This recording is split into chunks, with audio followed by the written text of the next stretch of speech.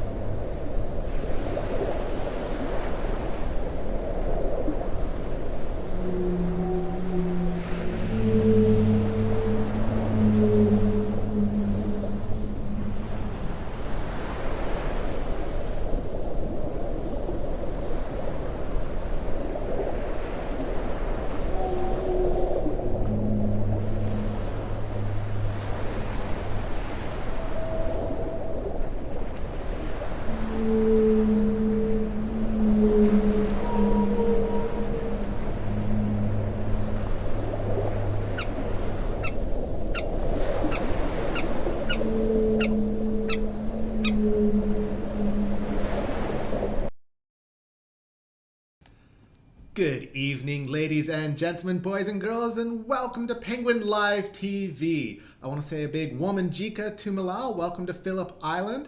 We always like to acknowledge traditional custodians of the land, the Bunurong, and pay our respects to their elders past, present, and emerging. My name is Stephen. I'm going to be your host tonight, and joining me, we also have Megan. Hi everyone, I'm going to be monitoring the comments and questions on Facebook and YouTube, so send through all your questions and I'll be asking Stephen some of the best ones live on Penguin TV tonight. Thanks, Stephen. Fantastic. Thanks, Megan.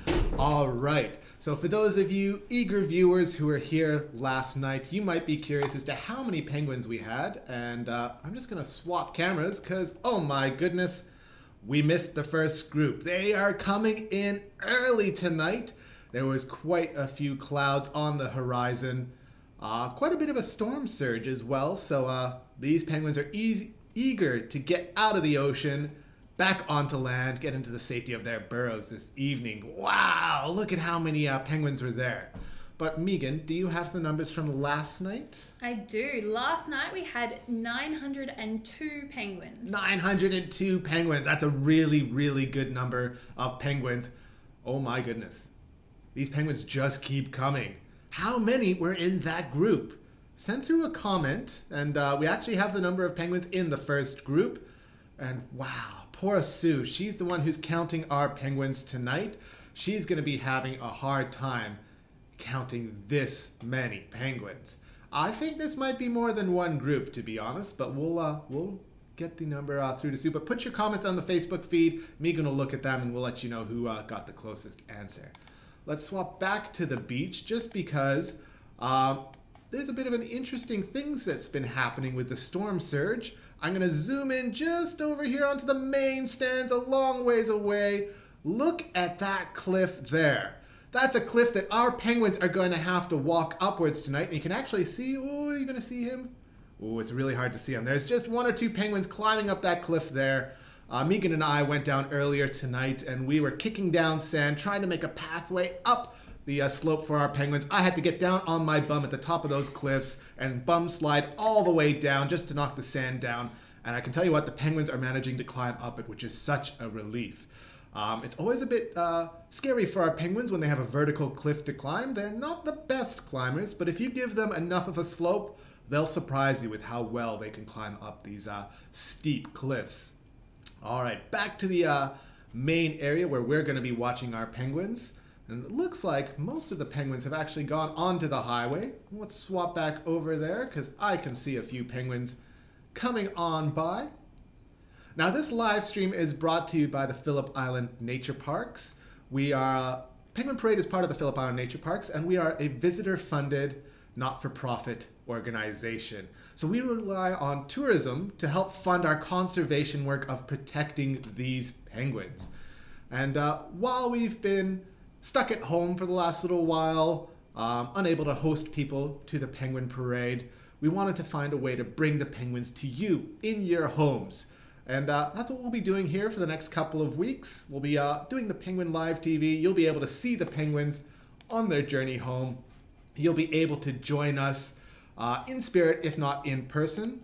And we can't wait to welcome you back once we open our doors and once you're able to come visit us. We would love to have you here. We would love to say hello. I know all of the rangers here are happy to meet any of our Waddle watchers, our favorite regular viewers. They greet us with a friendly huck to say hello, and that's the sound that a penguin makes when they're about to come out of the ocean. We don't have any audio to let you share in the experience of the penguins coming home, but Megan and I are great penguin impersonators. You ready to do a bit of a huck? Yeah, go for it. So penguins, when they're about to come out of the ocean, they go huck, huck, huck, huck, huck, huck, huck. And that's almost like a greeting. It's the way they organize themselves into a nice big group on the ocean, a raft on the water. And those rafts will come swimming into the shoreline, and our penguins will be hucking their little hearts out, staying together as a group and say, come on guys, here I am, stay with me. And they'll come out of the ocean in a big group to cross this beach with the safety of numbers. Now our penguins, they're always coming home after sunset because they're the smallest penguins in the world. They're about 33 centimeters tall. Hello, I see a little penguin here just outside of his burrow. We'll watch you for a little bit until another penguins decide to come out. Ooh, We've come on, had a lot of guesses as to how many were in that first group. How many do you think, how many people? Some people have said almost 500, some have said around 200, but Jodie got really close. Mm-hmm. She said 160, and there was in fact 150. Wonderful. So Jodie, well done. You'll be our next penguin counter here. We'd love to have you here. You can maybe, even if you wanted to volunteer here at the Penguin Parade, we know some of our volunteers get to go in with the penguin counter at the end of the night and help them count penguins. It's a lot of fun. Oh, I can see a raft. Is that a raft of penguins? I think that's a raft of penguins here in the whitewash. Yeah, look at how many are coming in here. Well, we might need to radio Sue to get a number from this group because this is a large group. Now, Sue has a really hard time counting the penguins tonight.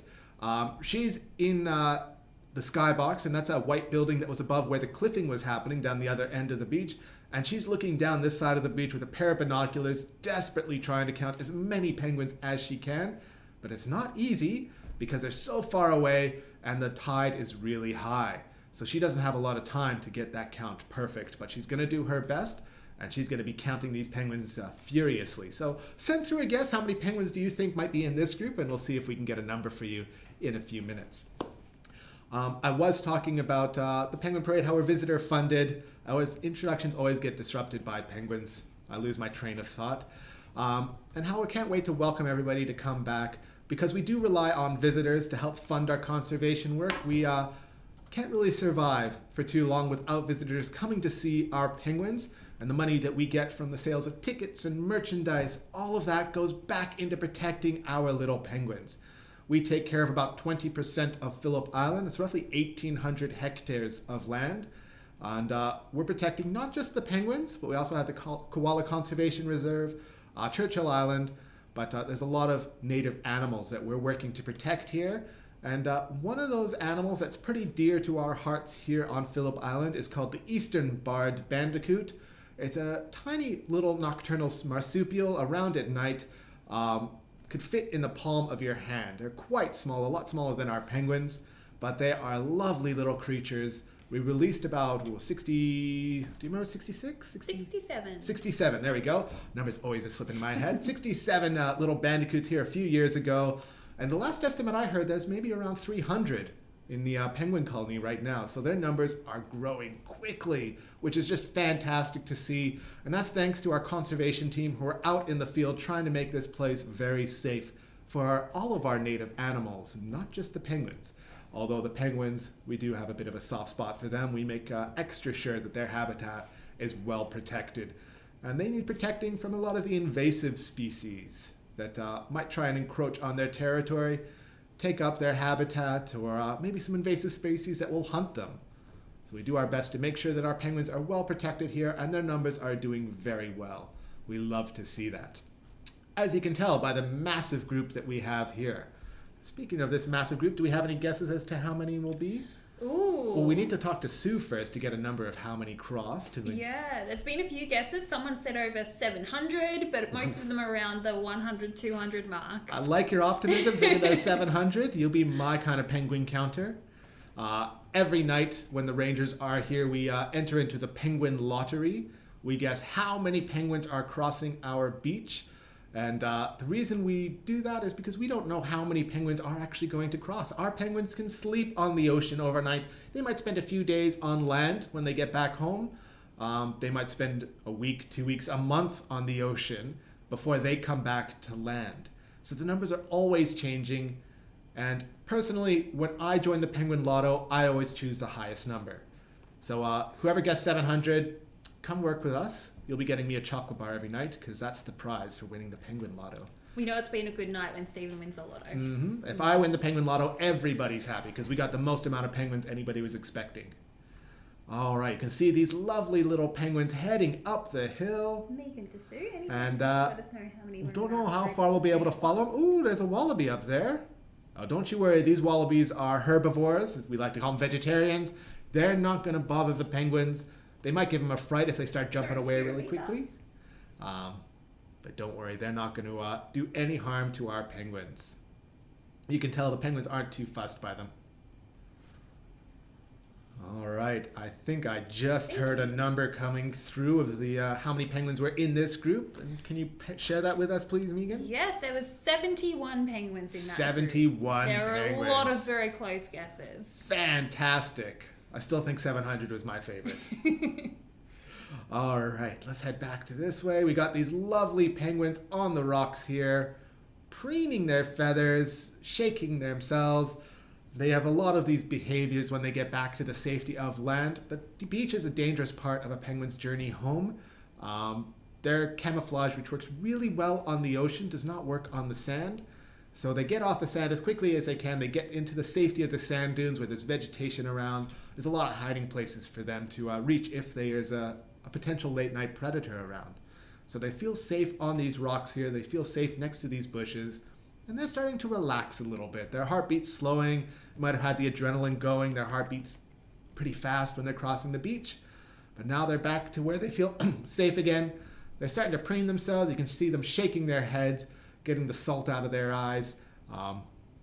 Lovely behaviors that we see from our penguins where they're starting to relax. And this penguin in the bottom left of the screen, he's preening himself quite magnificently. Love to see it. I never get tired of our penguins swimming through this puddle. I'm not sure what it is about Penguin Live TV, but for some reason we almost always have this little pond here for the penguins to swim through. This pond is extremely rare. We only get it for probably a total of maybe 30 days, maybe a month and a half out of the year. But for some reason when Penguin Live TV is running, I swear this pond was here every night. It's pretty special. I never get tired of watching these penguins swimming through the water. And Stephen, we've had a few questions come through, and Leanne was wondering, what are the penguins doing on land? Are they coming here to sleep, and are they in their breeding season? Fantastic question. So what are the penguins doing when they come back to land? They're not in their breeding season right now. It's a bit early for that to be started. However, we do have some eager penguins who might be engaging in that behavior. But the vast majority of our penguins, ooh, what do we got going on the highway here? Oh, could I just share one thing that I learned today? There was one little nest that had some eggs hatched just behind our main viewing stands today. Fantastic. Fresh little Oh, Goose, don't pick on our penguins. Oh my gosh. Yeah, that's not a fight you guys are going to win. Now, I love these geese. They're Cape Barren geese. They're in fact the second rarest goose in the world. There's not many of them. I might get in some flack for this because my numbers might not be as accurate as they should be. So if any of our researchers are watching, please let me know if my numbers are wrong. I'll correct myself on a later stream. But I think there's maybe 12 or 15,000 of these geese in the world. And at our peak, we have almost, not quite, but almost around 3,000 on Phillip Island. So it's a lot of geese here on Phillip Island. It's a safe place for them to call home. They are herbivores. You can see this one munching away on the grass. However, it is their breeding season. It is the goose's breeding season. So they're getting quite aggressive, the males especially. The testosterone is flying with them, and they're not taking any nonsense from these penguins. How dare they get close to me? You know, I do kind of want to follow these penguins, but this goose is providing a bit of a show for us tonight. Have no fear. It's not really going to harm the penguins. I shouldn't say that. I never know what's going to happen in the wild. It's not going to eat the penguins. How about we put it that way? But it's going to definitely show them who's boss. But have no fear. Our penguins are tenacious little creatures. I must say, Stephen, I did once see a goose peck a penguin, and then the penguin turned around and pecked the goose. There we go. People think of our penguins as cute little, fluffy little feathery creatures, you know, very timid and mild. That's not it at all. They are vicious little beasts. And Megan and I can both attest to this because we're both trained wildlife first aiders. We have taken our penguins to the wildlife clinic that we have here. And when you do that, the penguins are tearing your hands apart. They do not like to be picked up. They do not want you to touch them in any way, shape, or form. And they will let you know of their displeasure. And they do it quite viciously. So this goose is showing them who's boss. And the penguins don't really want to pick a fight with them. But yeah, it's fantastic to see. And our penguins, they're desperately trying to get around them. They'll find a way. As they always do. The goose is going to wander around, eating the grass. And the penguins will sneak on by. Hopefully, none the worse to wear. This little guy on the window on the left, he's feeling a bit cornered and trapped. All by himself. Come on, little guy, you can do it. Sneak past. Little penguin ninja skills. Uh-oh, go, go, go! Ah! Excuse me, Mr. Goose, that was rude. I don't actually know if it's a boy or a girl goose. I'm not entirely sure how to tell the difference. But the penguin's gotten by. He's got a story to tell the kids later on. That's fantastic to see. All right, let's swap back to the main beach camera. Oh, there's nothing actually happening there. That's a shame. I thought maybe a group would be coming out, but there is always the highway. And this is where our penguins are really out in force. This is where their numbers are congregating because there's a great big goose in the way, blocking their path. Ah, fantastic to see.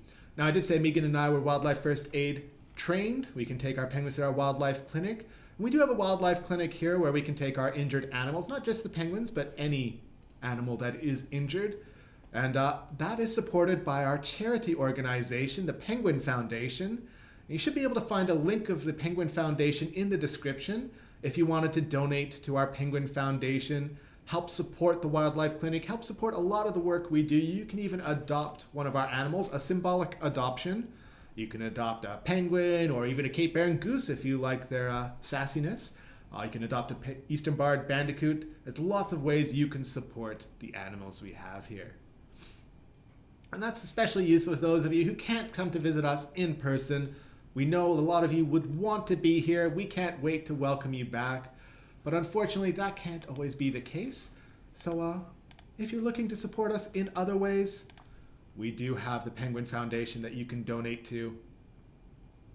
And when we do open up our doors and when the borders open up for everybody, we would love to have you back. Come say hello to us in person. I seem to work here almost every night, so if you come to visit us, there's a very good chance you'll see me in person. I know Megan basically sleeps here. Pretty much. Yeah, Jordan, I think, has a bed in the skybox as well. They're living here. They're here in the daytime doing research, and at nighttime they're here counting penguins or running tours. So we'd love for you to come and say hello. Give us a friendly huck to say hello. We love to hear you guys doing that. All right. How about any questions, Megan? Ooh, lots of questions. George was wondering, are these the same penguins we saw coming home last night, or are they different penguins? And how long do they spend on land? Great question. That was from George? Yeah. Fantastic. That's a great question, George. Now, I can't say all of the penguins are different. There might be one or two that are the same from last night, but it seems unlikely that any would be the same, especially during our winter months.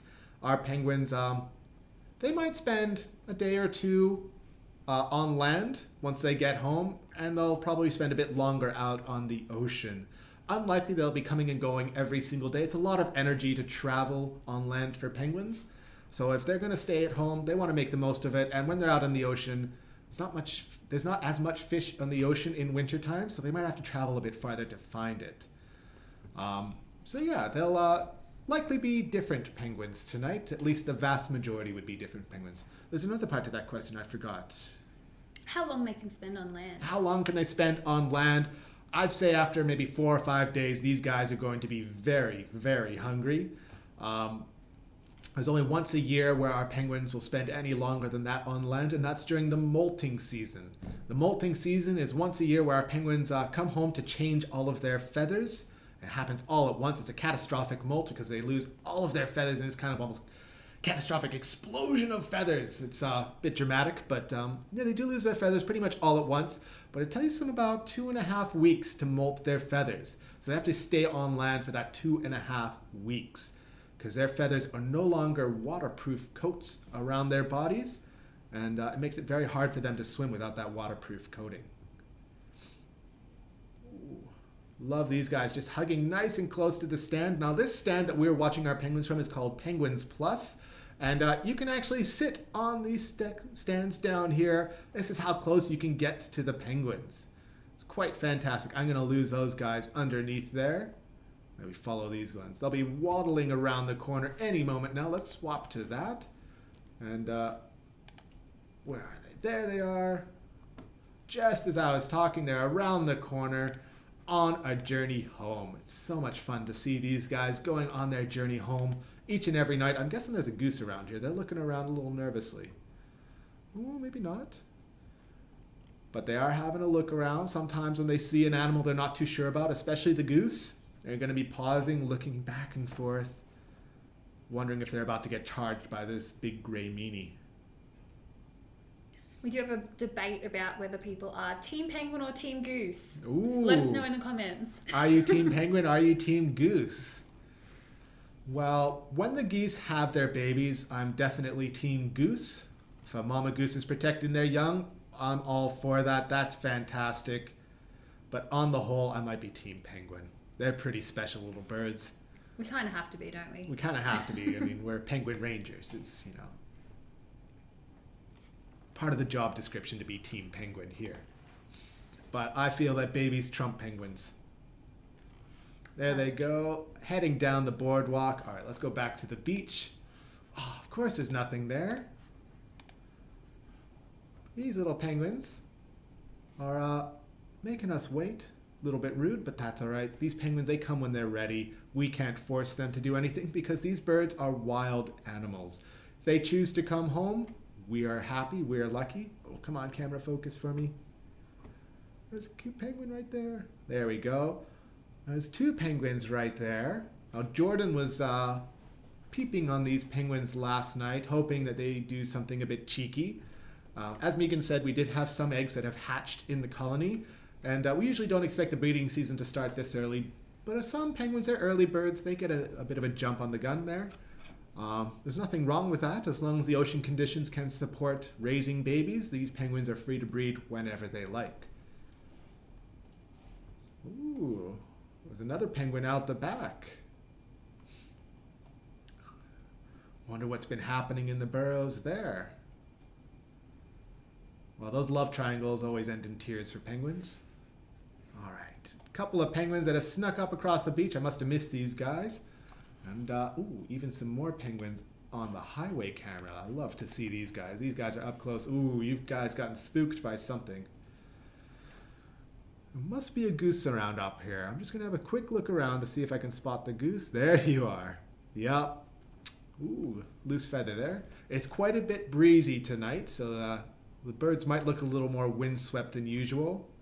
But look at that goose just chomping away on the grass. You know what? 7 of these geese eat as much grass as a cow does in a year. So they are quite voracious little eaters. And they're probably protecting their little patch of grass, making sure none of the penguins poo on it and spoil their food. All right. How about some more questions, Megan? I'm sure we've got a few more. Oh, well, we have a lot of people voting for Team Penguin in the of course, Penguin I hope versus you Goose, would. but Jordan's jumped in and Jordan's Team Goose. Cheeky Jordan. Yeah, just to be cheeky. But we have lots of questions.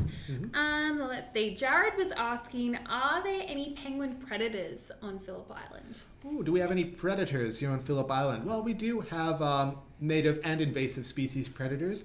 As far as the invasive species go, we used to have foxes here on Phillip Island, but we are now officially fox-free. There are no more foxes on the island, which is fantastic news for our penguins because one fox could kill 40 penguins in a night. It was quite devastating when the foxes were around, so we made sure to get rid of them, get them off the island, and give our penguins a safe place to call home. We still have feral cats on the island, but we do our best to control their numbers and make sure that the feral cats... Ooh, no, Goose, leave our poor penguins alone. Let's swap back cameras. Ooh, sorry, trying to swap the cameras. Where'd that goose go? There you are, scaring our poor little penguins. Don't worry, they can get underneath the stand. Underneath it. That way? That way. They can get underneath the stand that way and hide under there where the goose can't get them. So once they feel safe, they'll be able to sneak out from the stand, continue on their journey home, which I'm sure they're eager to do. They want nothing to do with this goose.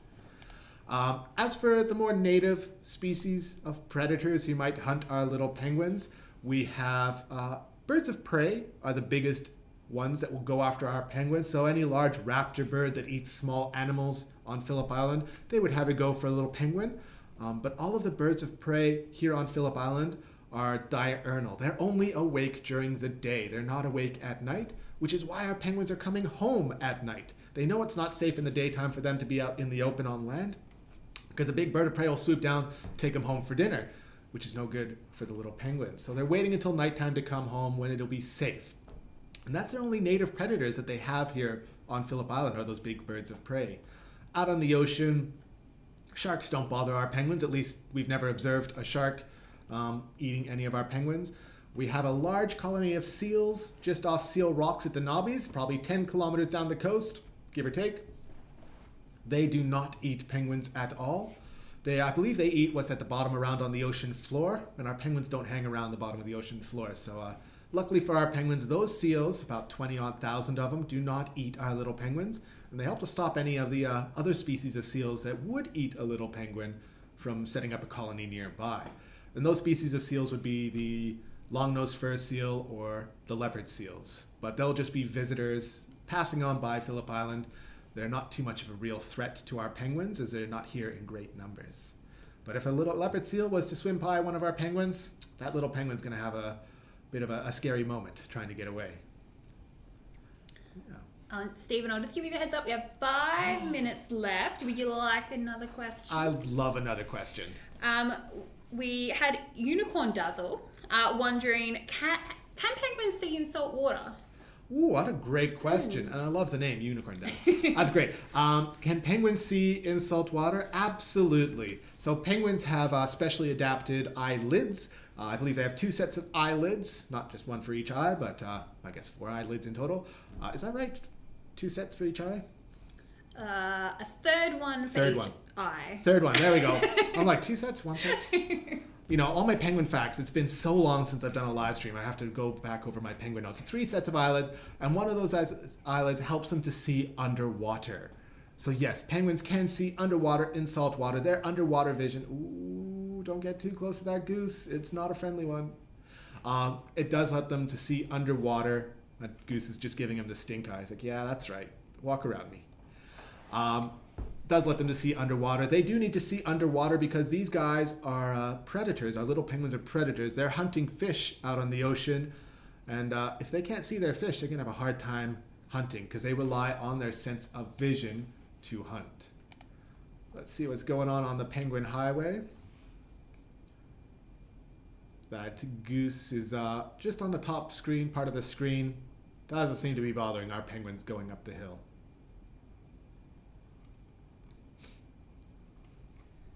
I knew when I said 2 sets of eyelids on each eye. I'm like, I'm pretty sure that's wrong. I'll ask Megan. She'll be able to correct me. Oh, we all know what you meant. Yeah. And before we finish up, maybe we've had a few requests for some penguin jokes, Stephen, because we know that's your specialty. Oh. Yeah, I've got quite a few penguin jokes. Last night, forgot to swap the camera around there. Sorry, guys. Last night I did a Olympic-themed penguin joke. Don't really have many of those. Those ones are tricky to come up with. I haven't been spending enough time pondering Olympic jokes. The only other one I have is, why does nobody like to play against the penguin soccer team? Because they're always taking a dive.